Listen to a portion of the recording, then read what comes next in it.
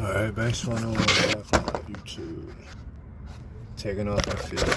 We gotta make a little clip tool to get it out the high pressure hose, y'all.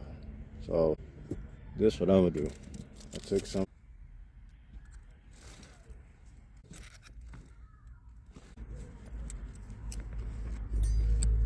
Alright, y'all, that's what we got. So I'm gonna try to tour this just so we can go like this. Get it off the clamp and the hose. Try to get it to the contour.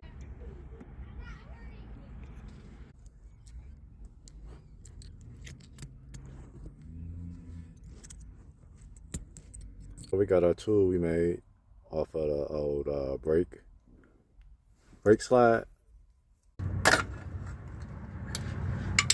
All right, y'all.